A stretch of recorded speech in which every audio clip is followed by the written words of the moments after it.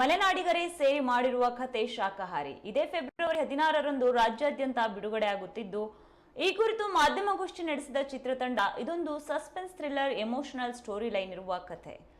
ಶಾಕಾಹಾರಿ ಚಿತ್ರವನ್ನ ಶಿವಮೊಗ್ಗದವರೇ ನಿರ್ಮಿಸಿ ನಿರ್ದೇಶಿಸಿ ಹೆಚ್ಚಿನ ಸಂಖ್ಯೆಯಲ್ಲಿ ಶಿವಮೊಗ್ಗದ ಕಲಾವಿದರೇ ಅಭಿನಯಿಸಿರುವುದು ವಿಶೇಷವಾಗಿದೆ ಎಂದು ಸಿನಿಮಾದಲ್ಲಿ ಪೊಲೀಸ್ ಪಾತ್ರ ಮಾಡಿರುವ ಗೋಪಾಲ್ ದೇಶಪಾಂಡೆ ಮಾಧ್ಯಮಗೋಷ್ಠಿಯಲ್ಲಿ ಮಾಹಿತಿ ನೀಡಿದರು. ಚಿತ್ರದ ನಿರ್ದೇಶಕ ಶಿವಮೊಗ್ಗದ ಸಂದೀಪ್ ಸುಂಕದ ಅದ್ಭುತವಾದ ಸಿನಿಮಾ ಮಾಡಿದ್ದಾರೆ. ಶಿವಮೊಗ್ಗದವರು ಸಿನಿಮಾ ನೋಡಿದ ಮೇಲೆ ನಿಮ್ಮ ಊರಿನ ಹುಡುಗನ ಸಿನಿಮಾ ಮೆಚ್ಚಿಕೊಳ್ಳುವುದಂತೂ ನಿಜ. ಸಿನಿಮಾದ ಟ್ರೇಲರ್ ನೋಡಿರುವ ಸ್ಟಾರ್ ನಟ ಸುದೀಪ್ ಹಾಗೂ ರಿಷಬ್ ಮೆಚ್ಚಿಕೊಂಡಿದ್ದಾರೆ. ಈ ಸಿನಿಮಾದ ಗೆಲುವಿಗೆ ಶಿವಮೊಗ್ಗ ಜನತೆಯ ಸಹಕಾರ ಬಹಳ ಮುಖ್ಯ ಎಂದು ಮಾಧ್ಯಮಗೋಷ್ಠಿಯಲ್ಲಿ ಕೇಳಿಕೊಂಡರು.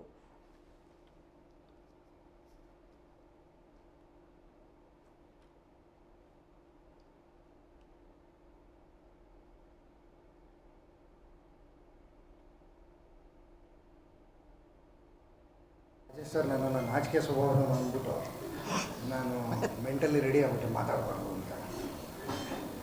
ತೀರಾ ಅಪರೂಪದ ಕತೆ, ತುಂಬ ಸರಳವಾದ ಕತೆ ಇನ್ ದ ಸೆನ್ಸ್ ಈ ಮನೆಯಲ್ಲಿ ಅಜ್ಜಿಯರು ಹೇಳುವ ತಾಯಿಯವರು ಹೇಳುವ ಕಥೆಯ ಕ್ರಮ ಇದೆ ಇದಕ್ಕೆ. ಬಟ್ ಅದು ತುಂಬ ಶಾರ್ಪ್ ಆಗಿದೆ.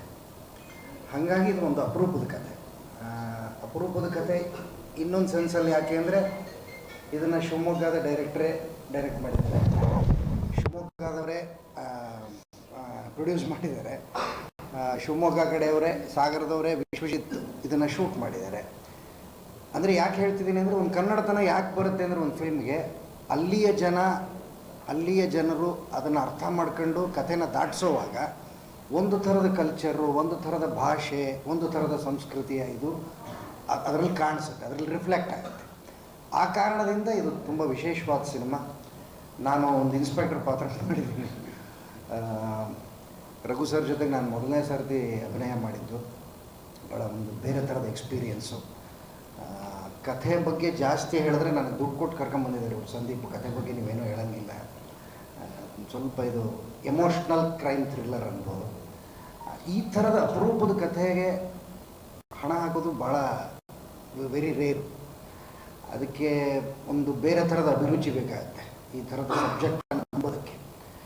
ನಾನು ಕನ್ನಡ ಆ್ಯಸ್ ಆಡಿಯನ್ಸ್ ಆಗಿ, ಆ್ಯಸ್ ಅನ್ ಆ್ಯಕ್ಟರ್ ಆಗಿ ನಾನು ರಾಜೇಶ್ ಸರ್ಗೆ ತುಂಬ ಧನ್ಯವಾದಗಳನ್ನ ಹೇಳ್ತೇನೆ ಈ ಥರದ ಕಥೆನ ಪ್ರೊಡ್ಯೂಸ್ ಮಾಡಿದ್ದಕ್ಕೆ.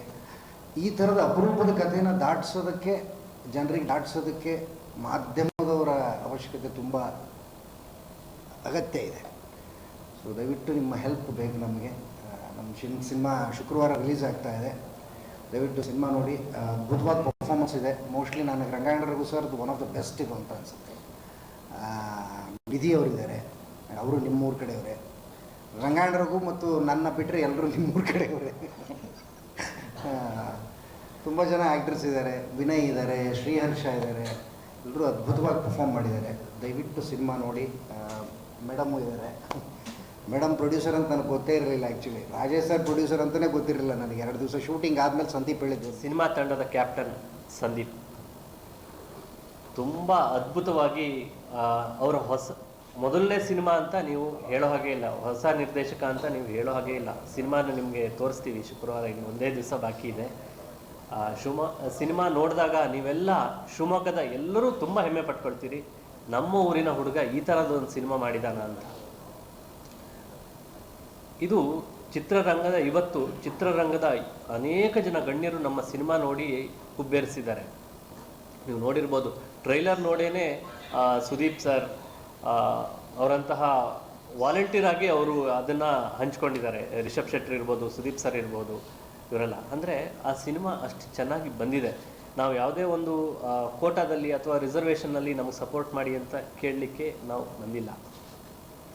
ಬೇಸ್ಡ್ ಆನ್ ಮೆರಿಟ್ ಸಿನಿಮಾ, ಒಳ್ಳೆ ಸಿನಿಮಾ ಮಾಡಿದ್ದೀವಿ. ಅದಕ್ಕೆ ನಿಮ್ಮೆಲ್ಲರ ಸಹಕಾರ, ಬೆಂಬಲ ಬೇಕು. ವಿಶೇಷವಾಗಿ ಶಿವಮೊಗ್ಗದ ಸಹಕಾರವನ್ನು, ಶಿವಮೊಗ್ಗದ ಎಲ್ಲ ಮಾಧ್ಯಮ ಮಿತ್ರರು ಮತ್ತು ಜನರ ಸಹಕಾರವನ್ನು ನಾವು ಅಪೇಕ್ಷೆ ಪಡ್ತೀವಿ. ಇದು ಶಿವಮೊಗ್ಗದ ಮಟ್ಟಿಗೆ ಒಂದು ಮೈಲುಗಲ್ಲು ಆಗಬೇಕು ಅಂತ ನನ್ನ ಅಪೇಕ್ಷೆ. ಯಾಕೆಂದರೆ ಇದು ಡಿಸೆಂಟ್ರಲೈಸೇಷನ್ ಎರಾ. ಎಲ್ಲ ರಂಗಗಳು, ಎಲ್ಲ ವಿಚಾರಗಳು ವಿಕೇಂದ್ರೀಕರಣ ಆಗ್ತಾ ಇರುವಂತಹ ಸಂದರ್ಭ. ಸಿನಿಮಾ ರಂಗ ಕನ್ನಡ ಫಿಲ್ಮ್ ಇಂಡಸ್ಟ್ರಿ ಒಂದು ಬೆಂಗಳೂರು ಸೆಂಟ್ರಿಕ್ ಆಗಿದೆ ಸದ್ಯ.